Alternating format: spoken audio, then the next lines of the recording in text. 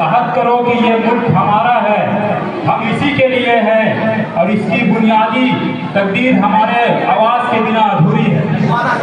स्वतंत्र दिवस के शुभ अवसर पर यहाँ पे उपस्थित हमारे बीच सम्मानित शिक्षक चतरा मौसम center incharge Shri Diwakar Prasad sir, IAS academy Chatra center incharge Shri Preet sir, Chatra CLAT center incharge Sajid sir और हमारे बीच सम्मानित शिक्षक ऋषभ पांडे सर, श्री सत्यम पांडे सर और हमारे बीच तमाम गणमान्य शिक्षक और हमारे बड़े भाई बुजुर्ग और मेरे दोस्तों, आप सभी को सबसे पहले मैं स्वतंत्र दिवस की हार्दिक हार्दिक बधाई, शुभकामनाएं और मुबारकबाद देना चाहता हूँ।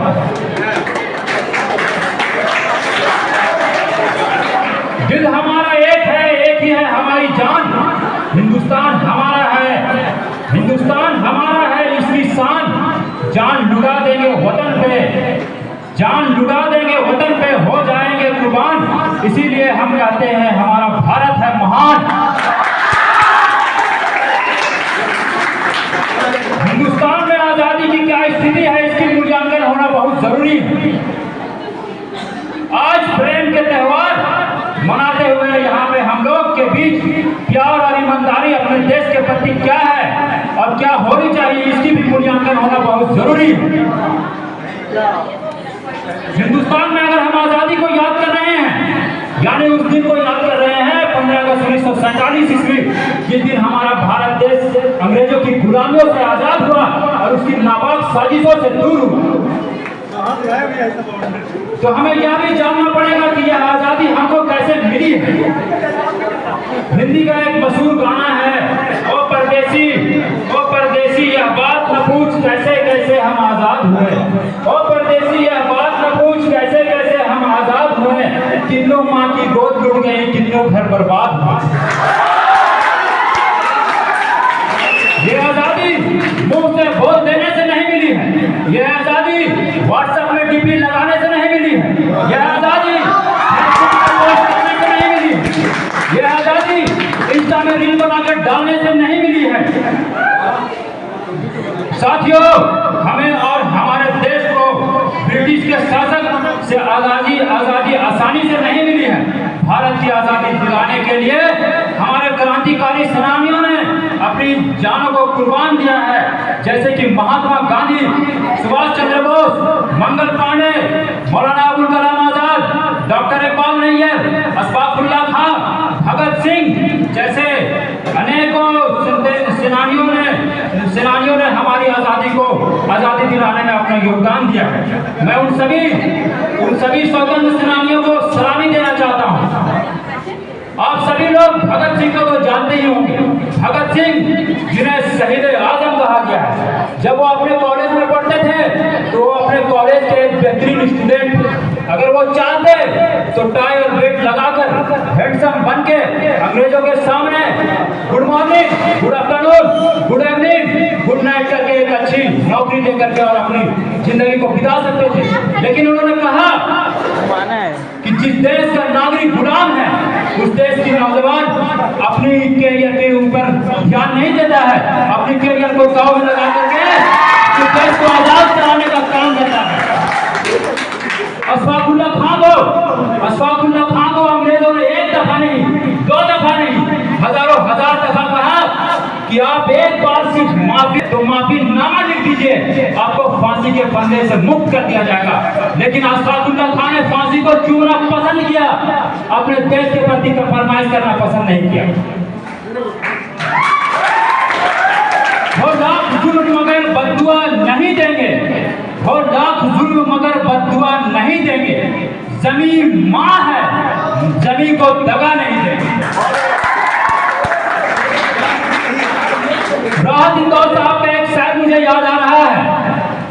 अर्ज किया है कि अपनी जान की दुश्मन को अपनी जान कहते हैं, अपनी जान की दुश्मन को अपनी जान कहते हैं।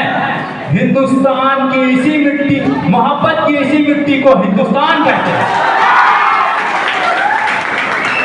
और ये जो दीवारों की सुराखें हैं, साजिश का हिस्सा है। साजिश का हिस्सा मतलब पाकिस्तान, अफगानिस्तान, इंडोनेशिया। मैं ये बात इसलिए कह रहा हूँ सत्यम सर क्योंकि कल के डेट में हमारे हाई स्कूल के जो यहाँ के स्टूडेंट है वो आके बोलेंगे कि तुमने हमारे दीवारों को साजिश की हिस्सा बता के चला गया।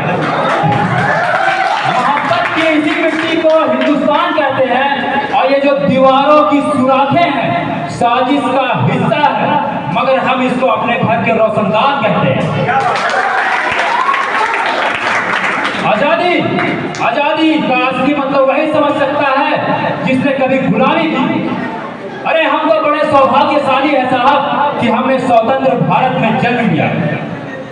यूं तो आजादी की लौ 1857 में जल चुकी थी, जो पारवाल बनकर 1947 में हमारे भारत देश को आजाद कराई।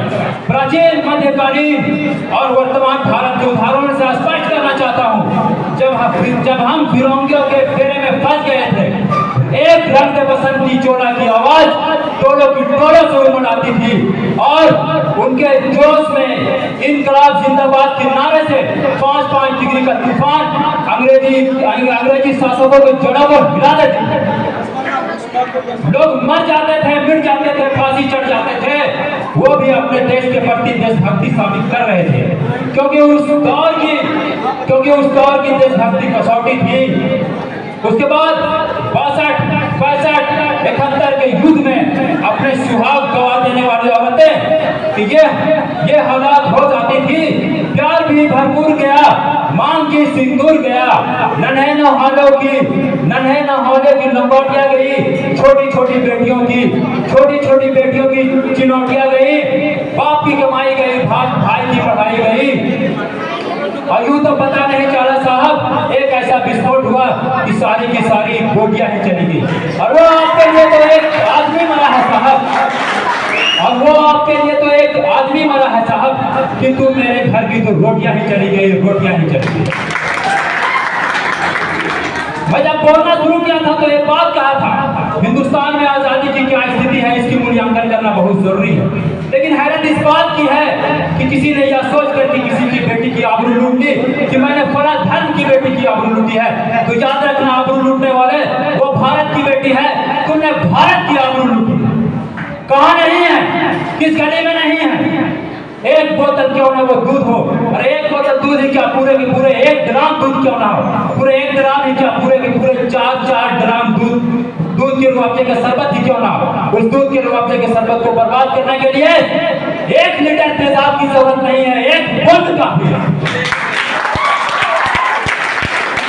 इसलिए तो मैं कहता हूँ, चाहे वो हिंदू हो कि मुस्लिम हो, सिख हो कि ईसाई हो, बौद्ध हो कि जैन हो, किसी भी धर्म को हो, किसी भी जाति को हो, किसी भी संप्रदाय को, रोड में काम करने वाला हो या ऑफिस में काम करने वाला हो, पढ़ा लिखा हो या अनपढ़ हो, वॉचमैन हो या चेयरमैन हो, सभी को मिलकर के यह सोचने की जरूरत है कि ये जो हमारा भारत है, गांधी का भारत रहे, हिटलर का ना बनने पावे, इसकी तरफ को सोचने की जरूरत है।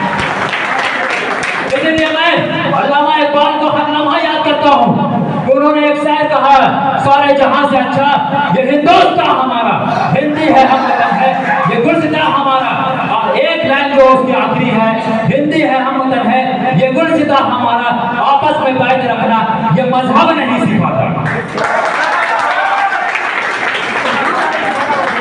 मैं धन्यवाद देना चाहता हूँ मंच संचालक महोदय और इनकी पूरी टीम को, जिन्होंने इस प्रोग्राम को आयोजित किया।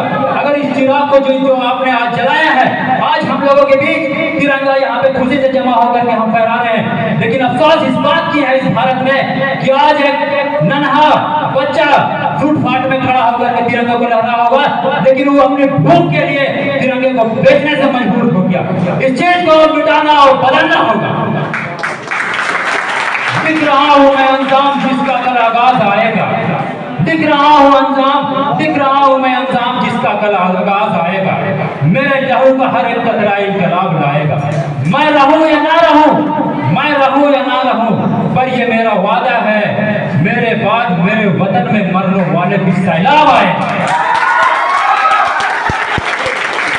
यही चंद जुमलों के साथ, एक आखिरी जुमले के साथ मैं अपनी बात को खत्म करता हूं। हिंदुस्तान जिंदाबाद, हिंदुस्तान की संविधान जिंदाबाद।